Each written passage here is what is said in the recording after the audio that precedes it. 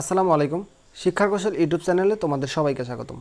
বন্ধুরা, তোমরা যারা 2024 সালে এইচএসসি পরীক্ষা দিবে, ইতিমধ্যে কিন্তু তোমাদের বাংলা প্রথম এবং বাংলা দ্বিতীয় পত্র পরীক্ষা শেষ হয়েছে। আগামী পরশুদিন কিন্তু তোমাদের ইংরেজি প্রথম পত্র পরীক্ষা অনুষ্ঠিত হবে।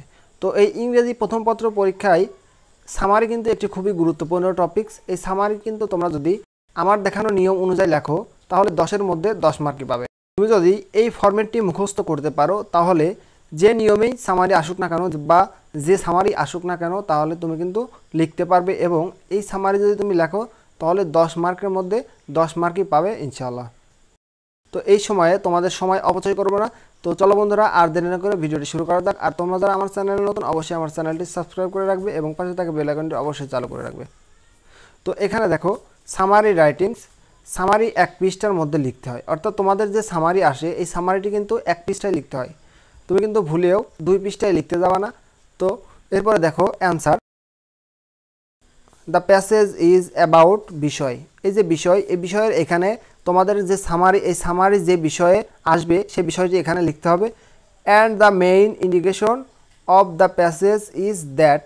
এই দ্যাটের পরে এখানে প্যাসেজ থেকে গুরুত্বপূর্ণ 8টি লাইন তোমরা এখানে উঠিয়ে দেবে। দেখবে যে প্যাসেজে 2-3 লাইন পরেই গুরুত্বপূর্ণ কিছু লাইন আছে, সেখান থেকে তোমরা 8টি লাইন এখানে উঠিয়ে দেবে। এই বাক্যগুলো যদিও ছোট তবে কিন্তু এটি খুবই গুরুত্বপূর্ণ। তো finally it can be clearly said that the above mention factors are the main theme of the story. তো এতটুকু লিখলে কিন্তু তোমাদের যে সামারি, এই সামারিটি কমপ্লিট হয়ে যাবে। তো এই সামারি কিন্তু 3টি নিয়ম তোমাদের দেখাবো আমি। তো 3টি নিয়মের মধ্যে যেই নিয়মটি তোমার পছন্দ হয় তুমি কিন্তু সেই নিয়মটি লিখতে পারবে। তো এরপরে দেখো প্যাসেজ ডিলস উইথ বিষয়। বিষয়ের জায়গা তোমরা কিন্তু সামারি যে বিষয় সেই বিষয়টি এখানে লিখবা। এরপরে দেখো আছে and the inner core substance of the story is that. এই দ্যাটের পরে তোমরা এই প্যাসেজের যে গুরুত্বপূর্ণ 8টি লাইন আছে সেই 8টি লাইন তোমরা উঠিয়ে দেবে। এরপরে দেখো in fact the above factors can be notified as an আনএক্সপোজড and invisible issue of the passage. এই পর্যন্ত লিখলে কিন্তু তোমাদের প্যাসেজটি এই পর্যন্ত লিখলে কিন্তু তোমাদের সামারিটি হয়ে যাবে। এরপরে দেখো আরেকটি দিয়ে দিয়েছি দ্য প্যাসেজ ডিলস উইথ বিষয়। এই বিষয়ের এই জায়গায় তোমরা কিন্তু যে সামারির যে বিষয় সেটি দিবা। এরপর দেখো and the main theme of the story is that. এই দ্যাটের পরে কিন্তু তোমরা প্যাসেজ থেকে 8টি গুরুত্বপূর্ণ লাইন লিখে দিবে।